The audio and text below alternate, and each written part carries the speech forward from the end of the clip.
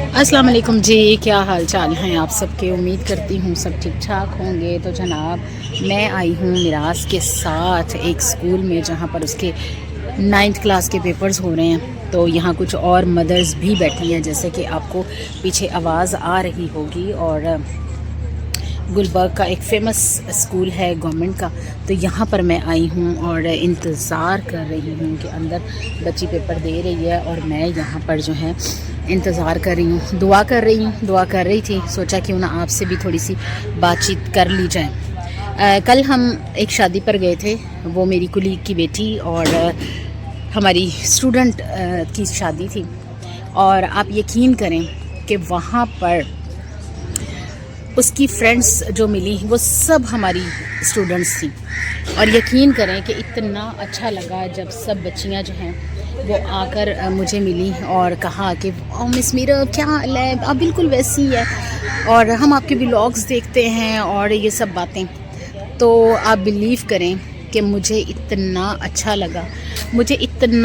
लगा कि मैं समझती हूँ कि हमारे चंद अल्फाज, हमारे चंद जो बेहतरीन अल्फाज का चुनाव है वो अगर हम बच्चों के साथ कर लें और बड़ों के साथ कर लें, उनके पेरेंट्स के साथ कर लें, उनकी प्रॉब्लम्स को समझ लें, वो किस मुश्किल दौर से गुज़र रहे हैं, वो किन मुश्किल हालात से गुज़र रहे हैं, उनके लिए एक कॉपी लेना भी कितना मुश्किल है, उनके लिए ज़िंदगी की इस गाड़ी को आज के दौर में चलाना कितना मुश्किल है।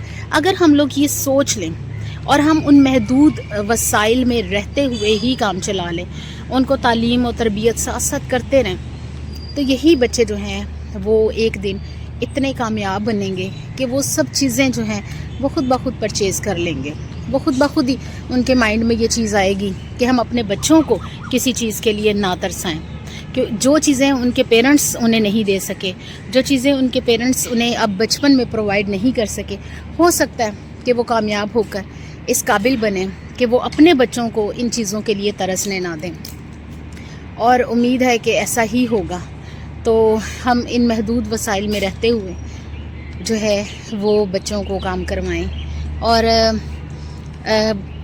उनके पेरेंट्स जो हैं वो सेटिस्फाई हों, ताकि वो उनको पीछे कोई दबाव ना हो कि आज ये चीज़ चाहिए, आज वो चीज़ चाहिए, आज ये चीज़ की कमी है, आज वो चीज़ की कमी है।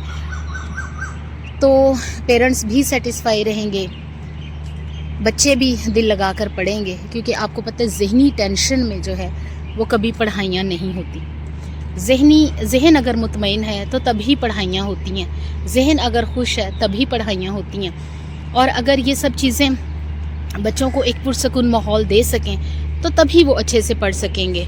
और मुझे इतनी खुशी हुई डेली बेसिस पर भी ऐसा ही होता है कि पेरेंट्स की एप्रिसिएशन आ जाती है, बच्चों की तरफ से एक स्माइल आ जाती है, और बच्चों को जो खुश दिली से स्कूल में वेलकम करना है वो अगर आ जाता है टीचर को, तो मेरा ख्याल है कि बच्चा खुशी खुशी उस जगह पर जो है वो पढ़ता है, रहता है, अपना टाइम उस जगह पे स्पेंड करते हैं। क्योंकि अगर हम किसी के साथ भी बुरा सलूक करेंगे तो बहुत सारे बच्चे ऐसे हैं जो किसी ना किसी वजह से, अगर वो स्कूल छोड़ देंगे, अगर वो किसी वजह से हमारे स्कूल से चले जाएंगे और हमें फिर कभी नहीं मिलेंगे, और बाद में अगर वो ना पढ़ सकेंगे, अगर उनकी ज़िंदगी जो है वो ना संवर सकी, तो हमें इतना टाइम नहीं मिलेगा कि हम उन्हें माफ़ी के 2 हर्फ कह सकें।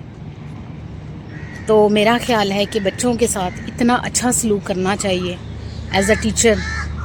कोई तलखी का जुमला जो हम लाशऊरी तौर पर बोल जाते हैं, हमारे माइंड में उसका मकसद नहीं होता, लेकिन अगर हम बोल देते हैं तो बच्चे के दिल पर या पेरेंट्स के दिल पर उसके क्या असरात होते हैं। लेकिन बच्चों को उसका जो अंदाज़ा है वो नहीं हो पाता और फिर वो सारी उम्र के लिए पछतावा बन जाता है। तो मेरा ख्याल है कि सभी इस चीज़ को समझ गए होंगे और सभी को जो है वो इसका एहसास भी होगा।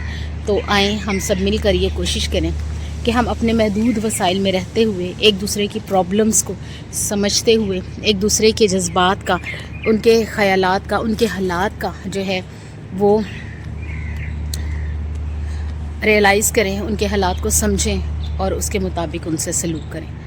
خدا ہم سب کو ایسا ہی کرنے کی توفیق دے۔ اور آپ سے ملوں گی پھر کسی نئی اور مزیدار سی ویڈیو کے ساتھ، تب تک کے لیے اللہ حافظ۔